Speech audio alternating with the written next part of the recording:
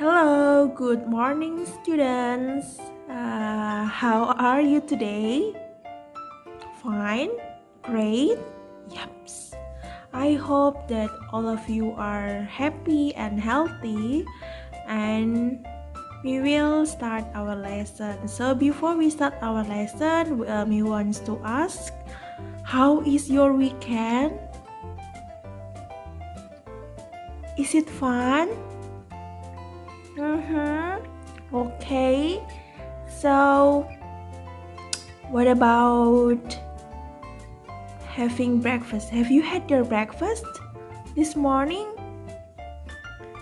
Yes? Okay, so if you had your breakfast already, now let's pray and start our lesson. Yay! Today we will continue our IPC lesson, which is about table manner around the world. What is table manner? Table manner is the way people eat. If you are in restaurant or if you go to some public places for a party, maybe there are some manners that should you follow, but each country has different manners. So today I want you to watch this video and I want you to know the table manner around the world. So maybe after the pandemic, if you want to go to another country, it will be more beneficial for you. Yeah? So please watch this video first. 12 unexpected food etiquette rules from around the world. If one man's meat is another man's poison, then you could also say one man's fork is another man's weapon in some parts of the world. When you travel abroad and adventurously try the local cuisine in a traditional setting, you might notice how a certain country's table manners are very different from your own. Seriously, who would have thought that asking for salt and pepper could be considered impolite? Of course, you don't want to embarrass yourself or come off as rude or barbaric. So here are 12 quite unexpected food etiquette rules from across the globe. Before we sit down and dine around the world, be sure to subscribe to our channel for your chance to always fill your brain that is, with all kinds of surprising facts and useful advice. Once you've clicked that subscribe button, ring the notification bell so that you don't miss any of the updates coming out daily on the bright side of life. Okay, back to our list. 12. Don't use forks in Thailand. No, it's not forks and spoons that are a no-no here, just forks. And it's not like you can't use a fork, you just can't eat from one. Let me explain. In Thailand, picking food up with a fork is considered bad form. However, you are allowed to push food onto a spoon using a fork. That's it. And if you think you can't go wrong with just sticking to chopsticks, you better forget about it if you're having rice. It's traditionally served on plates, not bowls, and a spoon is what you need to enjoy it the Thai way. 11. Don't clean your plate in China. What's the best way to show the cook you really liked your meal? Eat up every single morsel on your plate, right? Maybe even ask for more if you really enjoyed it. In China, however, it's impolite to finish eating everything on your plate. Empty plates indicate that a host hasn't served enough food and guests are still hungry.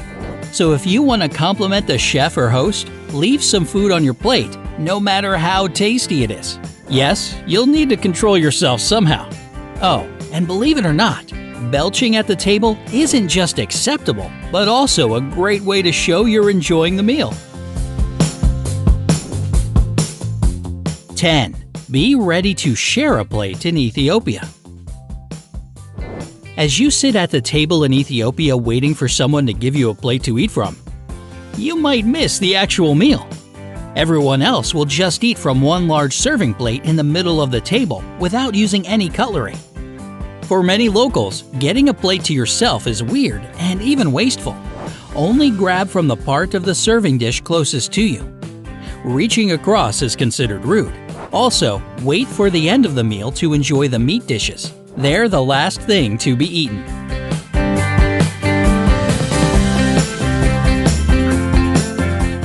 9. In Italy, you'll insult the chef if you ask for extra cheese. I don't know about you, but the more cheese on my pizza or pasta, the better. And although Italians do love this product, it's considered rude to ask for extra cheese. It may insult the chef because they take it as you not liking the dish the way they prepared it and wanting to change it. And get ready for this. Adding Parmesan to your pizza is also considered pretty crazy. Plus, not all pasta dishes are supposed to go with Parmesan either. Hey, Italians are known for their incredible culinary arts, so let's just take it from the experts. 8. Don't ask for salt and pepper in Portugal. Just like you shouldn't ask for extra cheese in Italy, you can erase the phrase, "Could you please pass me the salt?" from your vocabulary if you are in Portugal. If you ask for salt and pepper here, you may hurt people's feelings. It's kinda like with Italy, the cook may feel insulted by the fact that you need to spice up the dish they've served you. Plus, if you're eating local, you probably won't even need to add any more seasonings to your food. I mean, these chefs are highly skilled and respected. They'll whip up the best meal of your life. 7. Be careful with chopsticks in Japan. Let's imagine you're dining in Japan. Chopsticks feel like the best utensil to go with. Yet when you stick them in your rice bowl, you get surprised looks. What's the faux pas here? Well, it's not recommended to stand your chopsticks up vertically in the land of the rising sun. According to tradition, people place chopsticks vertically during funerals. In a restaurant, doing this may insult the owner. So, to avoid an awkward situation, set your chopsticks down parallel to the edge of the table in front of you if you're taking a break between bites. 6. Don't touch food with your left hand in the Middle East. In the Middle East, India, and some African countries, the left hand is used for, cleaning yourself up after you go to the bathroom. In South India, you can't even touch the plate with your left hand since it's considered too dirty to be anywhere near food. So if you ever find yourself in this part of the world, remember to go with your right hand to eat or socialize. And what should you do if you're left-handed? Go without eating? Of course not. Just make sure you only use your left hand in that case, because for you, it's basically what a right hand is to right-handed people. 3. Only drink cappuccino before noon in Italy. It's a sunny afternoon in Rome, you get yourself a cappuccino and a nice little dessert, and you're getting weird glances from everyone around. Italians do drink cappuccinos, of course, but it's mostly a breakfast drink or even a substitute for breakfast. But if you drink this milky, foamy coffee later in the day, it can upset your stomach, at least according to the locals. No one will say anything to you or get offended, but they'll immediately know you're a tourist. So if you're looking to blend and fit in, grab an espresso after 12 p.m. and get that caffeine boost you probably need around this time of the day anyway.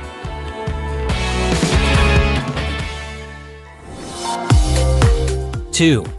Guests are welcomed with half a cup of tea in Kazakhstan. When we think tea ceremony, we usually associate it with the UK and all their fancy tea drinking etiquette. But it turns out there are plenty of tea fans in Kazakhstan, and they've got rules when it comes to drinking it as well. Whenever you visit someone's home or even some company's office, you'll be offered a cup of tea. But that cup won't be filled to the brim. Before you start questioning your host's generosity, remember this. Half a cup actually means your hosts don't want you to leave soon. Pouring just half a cup is the host's way of letting you know that they want to keep your nice conversation going and keep pouring you piping hot tea. If you get a full cup, however, it's a slight hint that it's time to go home.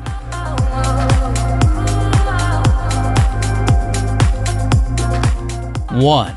A clean teapot is a teapot without a soul in China. If you've been invited to a tea ceremony in China and offer your help with the dishes afterwards, don't even think about washing that teapot. The Chinese don't wash teapots, especially traditional clay ones, with dish liquid. It's washed with water or special sand and then left to air dry. The resulting plaque that has all the flavor and color of tea gives the teapot soul, which is why it's prohibited to kill it with different cleaning chemicals. You don't want to upset the ancient Chinese tea spirits, do you? Yeah, me neither. Which of these customs shocked you the most? What are some food etiquette rules in your country? Yeah, have you watched the video? That's so interesting, right? Bu Elmi wants to ask, have you ever visited the country? Which one? Please mention it through the comments on Google Classroom. And I have one more question. Which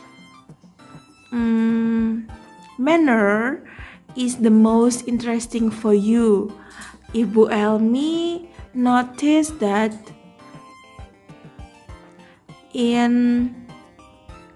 we can't touch food with the left hand, because this is same with our culture in Indonesia. We can't touch our food with left hand. It's better with the right hand. Why? Because the left hand is dirty. Yeah, so that's all our lesson today. After this, please answer the question by leaving comments or record the video and send it to Google Classroom. So I hope that you enjoy the lesson today and understand, and it will give you the new knowledge. So stay happy, stay healthy, and thank you.